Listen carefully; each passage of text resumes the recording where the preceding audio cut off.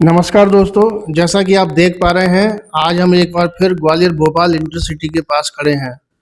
जैसा कि आप जानते हैं, ये ट्रेन ग्वालियर से भोपाल 12198 नंबर के साथ चलती है और भोपाल से ग्वालियर 12197 नंबर के साथ चलती है। 14 सितंबर 2009 को शुरू हुई ये ट्रेन 484 किलोमीटर की दूरी को 59 किलोमीटर पर आवर की एवरेज स्पीड से 6 घंटे में पूरा करती है। दोस्तों, जिस दिन से ट्रेन का संचालन शुरू हुआ, शुरू से ही ये ट्रेन रेल प्रशासन और यात्रियों की उपेक्षा और गुस्से का शिकार रही है। किसी को इसकी टाइमिंग पसंद नहीं आती, कोई इसकी लेट लतीफ़ी और धीमी स्पीड से परेशान रहता है। अधिकतर यात्री इसके कोच कंपोजिशन से भी असुविधा महसूस करते रहे हैं।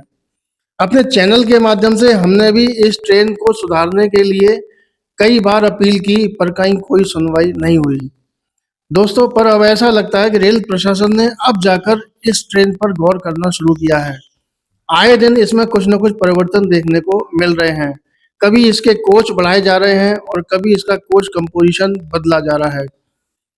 अभी तक एसी थर्ड का एक कोच और स्लीपर क्लास के 2 कोच इसमें लगाए गए थे। तब ये ट्रेन कुल मिला के 21 कोचों से संचालित हो रही थी।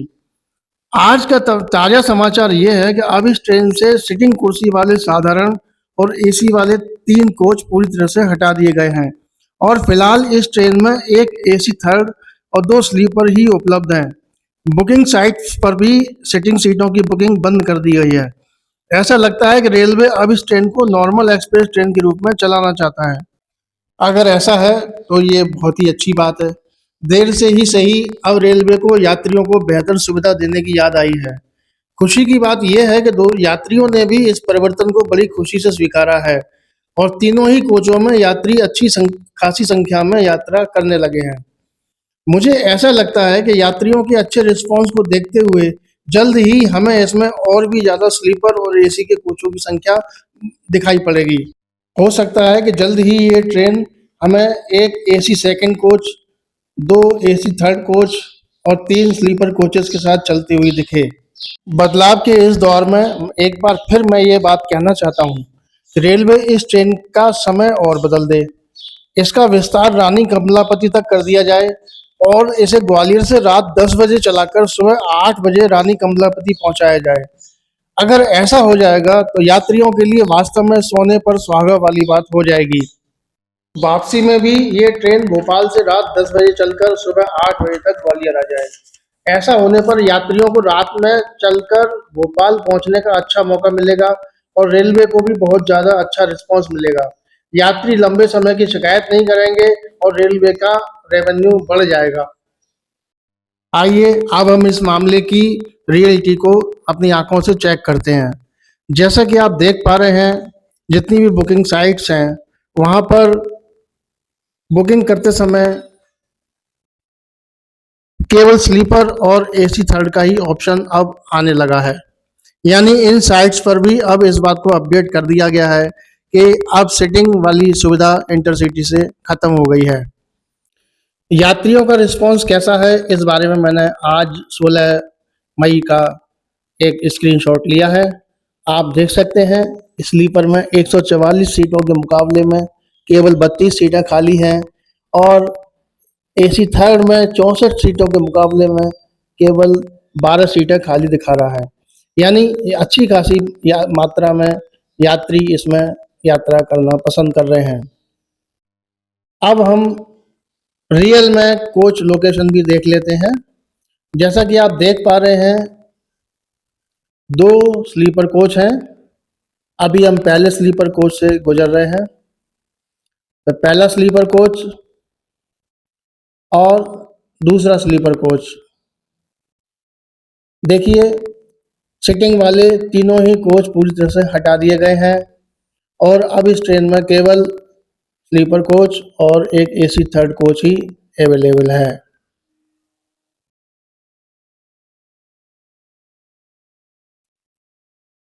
ये वीडियो ट्रेन के चलने के 1 घंटे पहले शूट किया गया था, इसलिए हो सकता है कि अभी आपको इसकी खिड़कियां वगैरह बंद दिखाई दें, लेकिन ट्रेन डिपार्चर का जब समय आता है उस समय तक ये अच्छी खासी संख्या में भर जाती है। ये स्लीपर का सेकंड कोच। तो 2 कोच अभी इसमें चलाए जा रहे हैं। कुल मिला के 144 सीटें स्लीपर क्लास में यहाँ पर मौजूद रहती हैं। दूसरे नंबर पर हम देख रहे हैं एसी कोच के बारे में।